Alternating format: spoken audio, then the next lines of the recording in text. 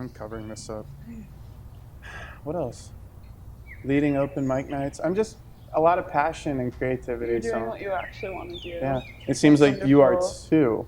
Yes. So Yes, tell me what your name is, Yes. and then where we are right now. I'm Kate Sexton. We are at Fields Market Garden. So this is a nonprofit urban farm right here in downtown Carmel. And it is a passion of mine, but also a vision of a lot of other community members here. So it's truly taken a village to make this possible. That's amazing. And it's a wonderful thing to be a part of. How many people are here daily, and how many people are involved at this place usually? Yeah, so daily it depends on the season. Okay. I would say this time of year, we're in the middle of January. I have volunteers coming twice a week. Yeah. And then I do once a month on Saturdays so Nice. that we can get, the working folks in here. But generally my Tuesday crews are like my very regular crews, and I usually have anywhere from 5, 10, 15 people on Tuesdays. That's awesome. The other days kind of trickle around like 2 to 5 to 8 depending on the day. But yeah, come summertime, we're out here I'm out here almost 6 days a week, and volunteers are out here like 5 days a week. That's it.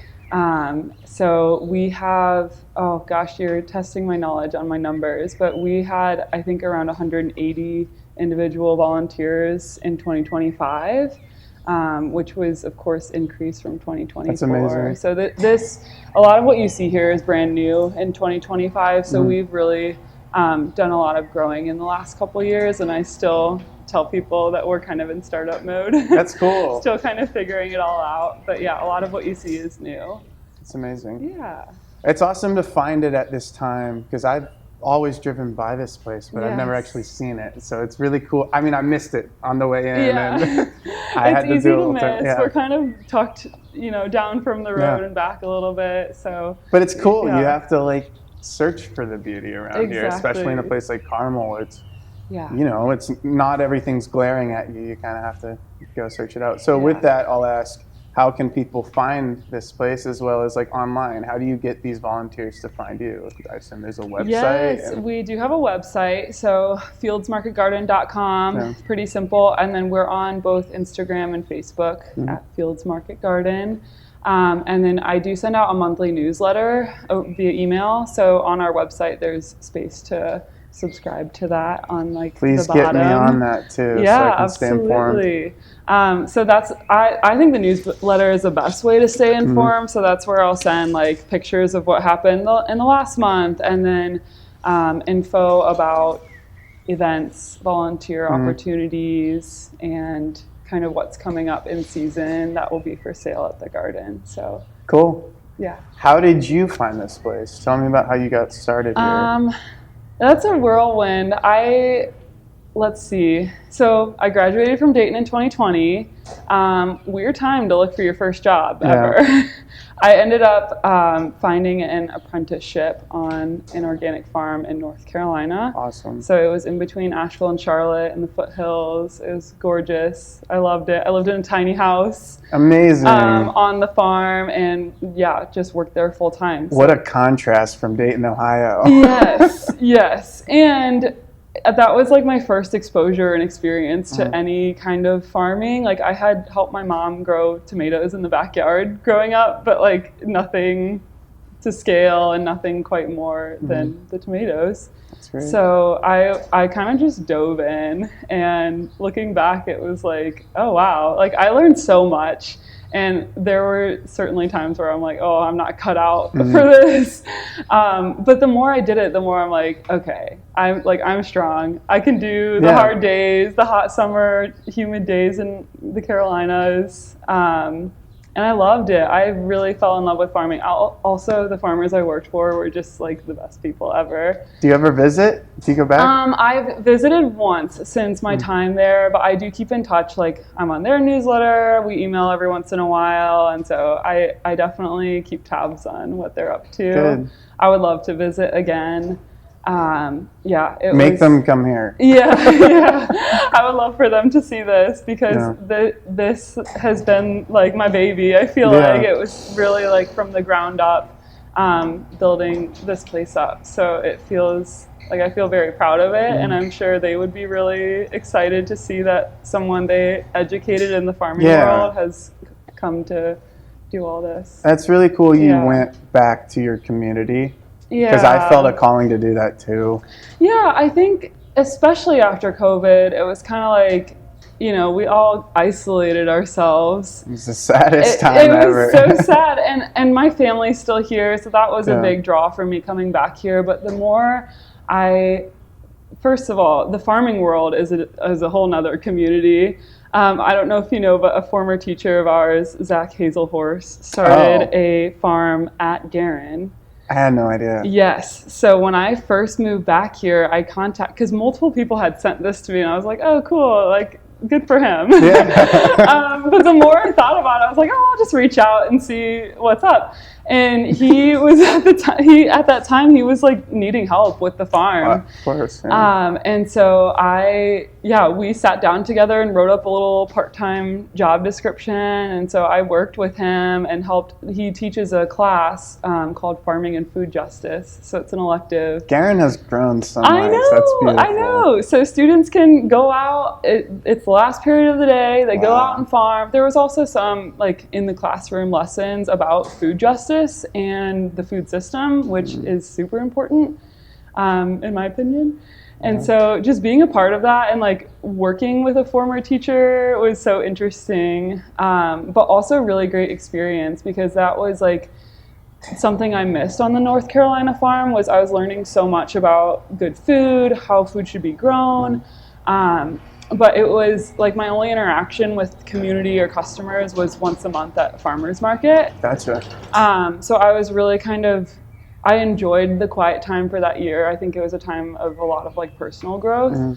But I was definitely seeking out like I am learning so many amazing things, and the world needs to know. Like I'm ready to share it. So that's kind of when I came back. I knew I wanted to farm, but I also knew I wanted there to be a piece of like education around healthy food, healthy soil, all that good stuff. So with that, could you talk more to the person who has no idea what there is to be aware of in the food industry?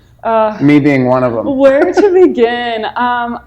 I think it's so hard because once you start digging like online and books and watching documentaries, it's like, oh my goodness, all of our food is poisoned. So there's like high fructose corn syrup. Yes. That's like the top of the pyramid. Yeah. And then, So I think when I'm personally shopping for my own groceries, I try and buy Whole Foods. I'm sure you hear that a lot, but Whole Foods, and then I try and buy local.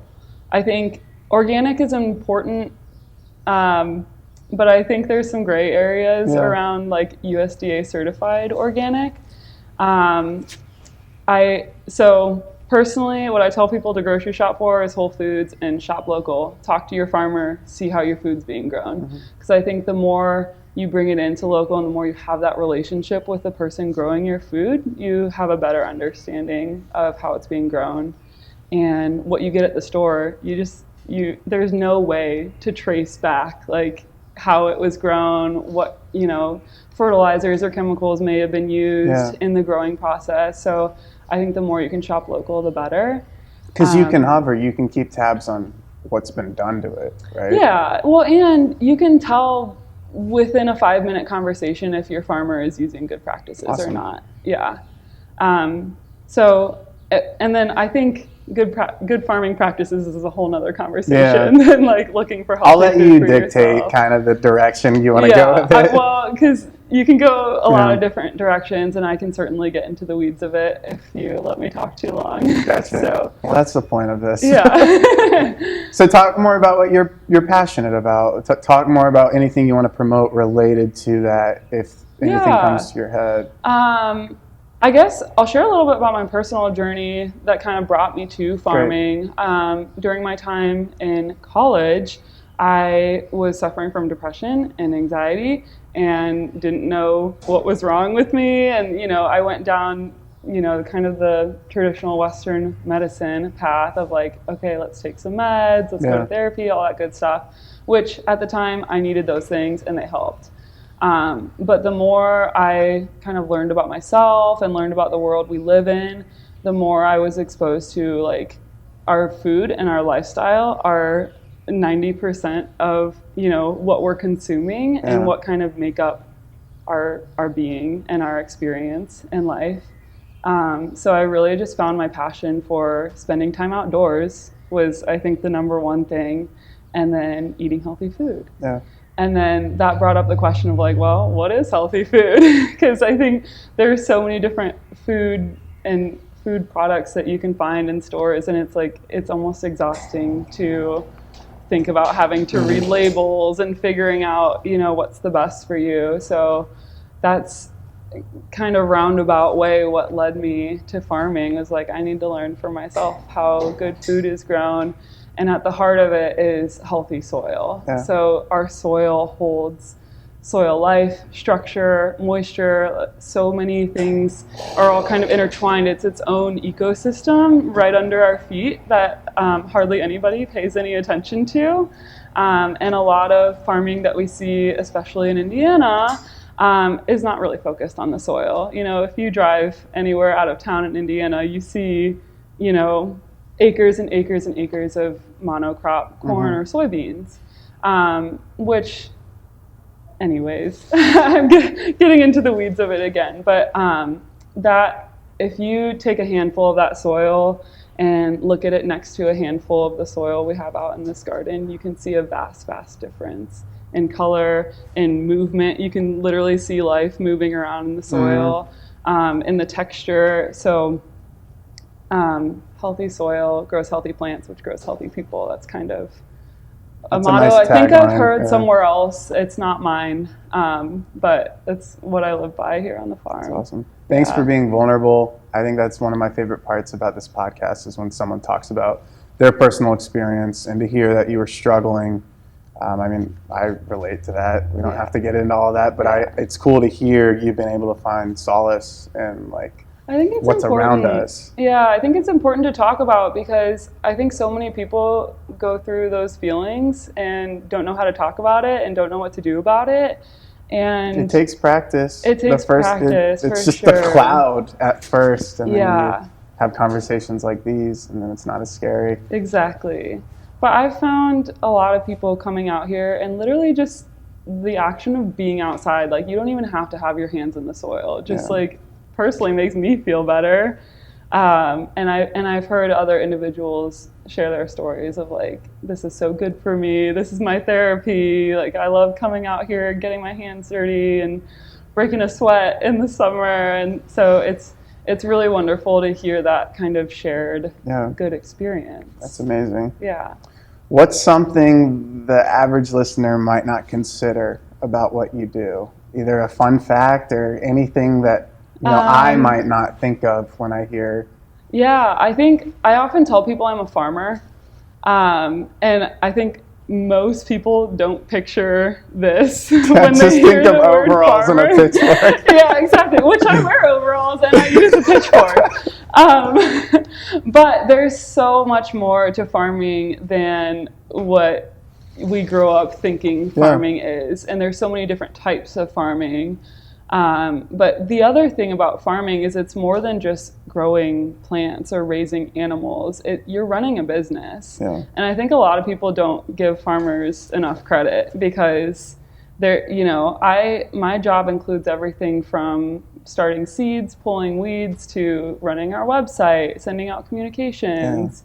It's a large umbrella. Fundraising. We're a nonprofit too, so I do fundraising. I have to apply to grants. Like, I run our social media, which, a lot of these things I didn't go to school for. I don't feel like an expert in, but you figure it out and you make it work, and you ask for support when you need it. I think that's a big thing too, that a lot of farmers feel, is isolation, especially when, you're more rural.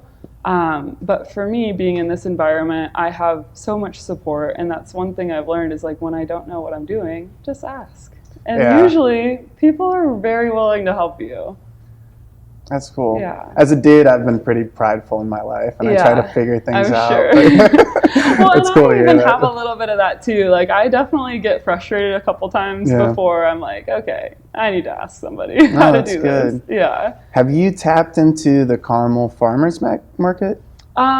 Personally, yes. Nice. Not with this farm. So with us being in the middle of Carmel, the goal is to bring people here. The goal is to have people experience the farm and the garden and the community that Fields Market Garden is, more so than just buying a vegetable from us. Yeah. So we have a farm stand here on site that we sell vegetables and flowers from in season. And then I mentioned to you earlier the North End neighborhood, just east of us. There's a restaurant called Freeland's Restaurant who buys produce from us. And a really cool part of our mission and the reason why we're here is North End in the apartments, there are 40 attainable units for adults with intellectual and developmental disabilities. That's amazing. So a huge part of our mission is to offer them paid work opportunities that they can walk to from their homes, because transportation is often a barrier for that population, as well as just engagement opportunities to be able to interact with the community. So they're always welcome to come volunteer, come to a workshop or an event, and just, socialize and enjoy and hang out. And so it's really wonderful to be connected to community and neighborhood, and to see the impact we're having on people's lives. It's such a good cause. It's something I haven't always considered, but I'm so glad I'm talking to you about it, because it's great work. It's wonderful work. And it's not something like working with that population was never like in my what I thought I would do with my life. Like I went to school for engineering, then took a turn and came here to farming. Did you get your degree in that? Yeah. That's incredible. Yeah. There's residual benefits of that your whole life. Yes. And designing and building a farm from the ground up, I'm like, I use my engineering degree more than people probably think. But this greenhouse that we're sitting in, I built with volunteers. No kidding. It came as a big old kit in these giant crates with a instruction manual that was pretty thick. And I set up a project timeline and volunteer dates, and people showed up, and here we are. And it's also a result of a lot of fundraising and grants. So this structure is just such a testament of where community support can get you. Yeah. I love in your story that you just embrace this idea of, letting life take over and not feeling in control of everything, because you went to school to be an engineer, but we're not in an engineering role necessarily per se right now. Yeah, not traditional engineering. It's cool. I mean, do you have anything else to add regarding just letting your path find you? You've already talked about it quite a bit. I think it's just following your wants and needs and desires. And I know you mentioned, working for big corporate earlier. And during my time in school, I had a repeating 3-term internship with a big manufacturing company. And it was great work experience. But during my time there, I was like, I don't think I want to do this with the rest of my life. And so it just took a lot of discerning. I knew that's not what I wanted to do, but I didn't quite know where I wanted to go. And so I did a ton of just self-reflection, journaling, asking myself the question of what's important to me and what do I want to spend my days doing? What brings me joy? What am I passionate about? And have those questions guide what I wanted to do professionally. Because if that's not if that's not what's driving you, then what is? I know. It's a great question. So tell me more about some of the workshops you do around here. We do all kinds of workshops. So I'm still in the kind of test it out and see how it's received phase.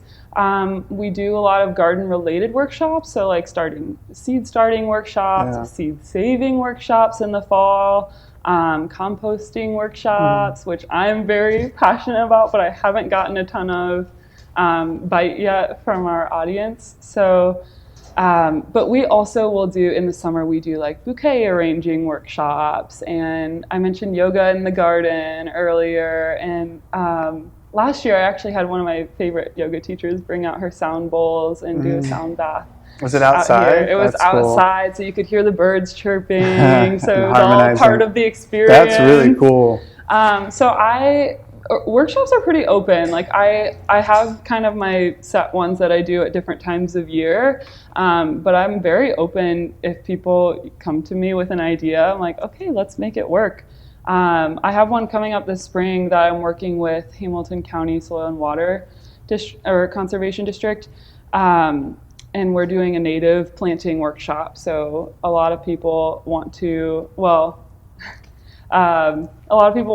switch over their yards from, kind of traditional landscaping to native plants. Yeah. So this workshop is kind of geared towards that. Like, how do you take a grass patch of your yard and turn it into a beautiful, native, pollinator-friendly part of your yard?